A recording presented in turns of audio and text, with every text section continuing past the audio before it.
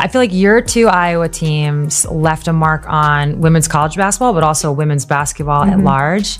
Is that like kind of crazy to think about? Like you were a part of something that was a catalyst for this like larger growth. Kate Martin's career was languishing in Las Vegas.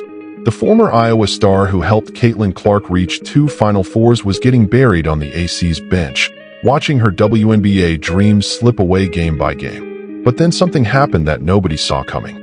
In her latest interview, Kate reveals the exact moment she knew she had to leave Vegas, the phone call with Caitlin that saved her career, and why joining the Golden State Valkyries wasn't just a team change.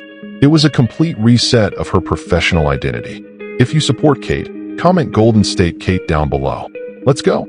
I had heard about this Caitlin Clark, and I was watching videos of her just having 40 points, averaging $1 million in high school, and I was like, oh, this girl thinks she's going to come here and rule the world, you know, like whatever. And then she did, came in right away and ruled the world.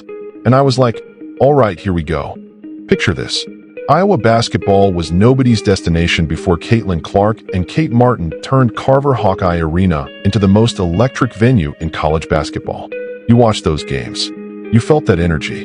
But here's what most fans completely missed while they were watching Caitlin drop logo threes. Kate Martin wasn't just along for the ride.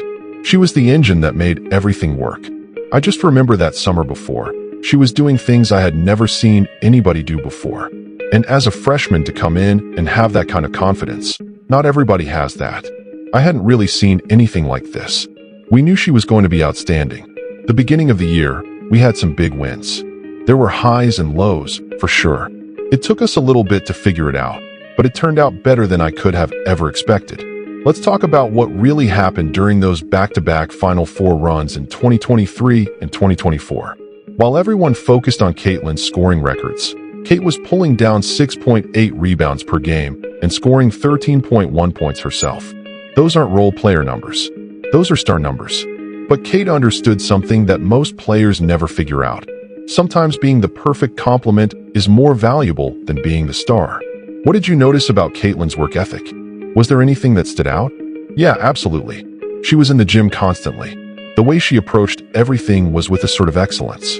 It wasn't just going through the motions. It was like, I'm here to kick here, but in every single drill, every single practice.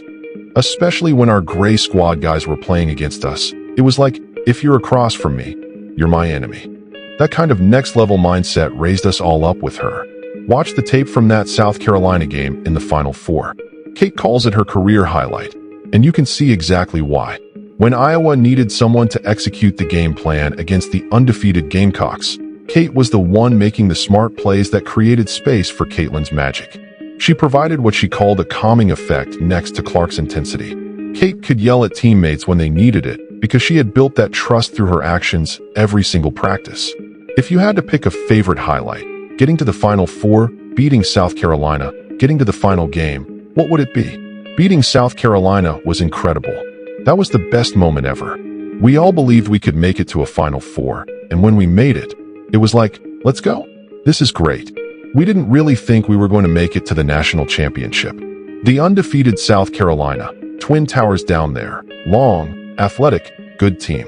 When we executed that game plan perfectly and beat them, that was probably still my career highlight. Here's where it gets interesting. Their friendship wasn't just good for team chemistry. It was basketball genius. These two players understood each other's games so completely they could anticipate moves before they happened. Kate knew exactly when Caitlin needed the ball back after a defensive rebound. Caitlin knew Kate would be in perfect position for the hockey assist that led to an open three. Looking back on it, and talking now, yes, Caitlin was the focal point. She did most of the scoring. But Kate was like a calming effect. Like good cop, bad cop. Not literally, but that kind of balance. Caitlin had to be herself to win games. Kate had to be the one to steady the ship. In 2023 and 2024, as the teams took shape, Kate's leadership style complemented Caitlin's perfectly. She did the dirty work, setting screens for Caitlin's deep shots, rotating on defense to cover Caitlin's aggressive steals, grabbing offensive rebounds for second chances. Kate was the calming presence, reminding everyone to take a deep breath and keep it together. Her leadership came from trust.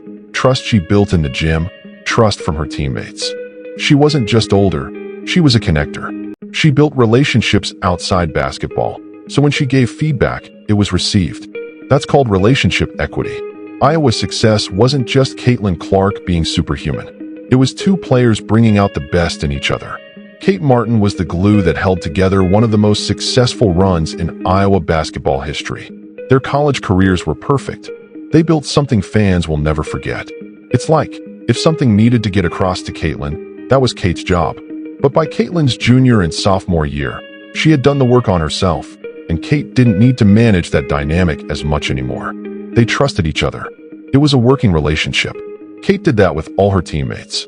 She was the one who could speak up, and it was great when you were rewarded. They were rewarded with multiple Final Fours. But the WNBA plays by different rules.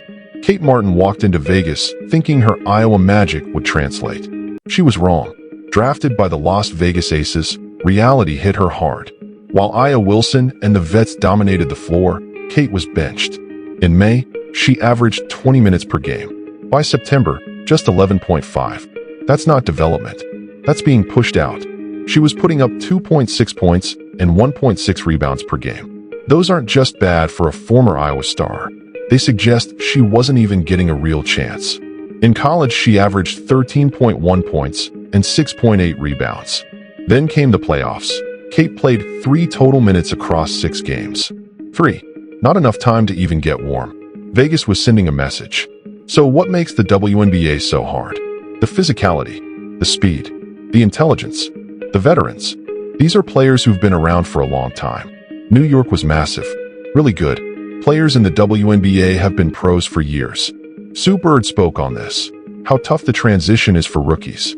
Even the best college stars face a steep learning curve. Kate was learning that. Scoring isn't easy. Basketball is simple, but not easy. Players are long, fast, physical. Kate had to learn patience, how to play off 2 feet, to play in control. She was always trying to make the right read, but sometimes she forgot to just go play basketball.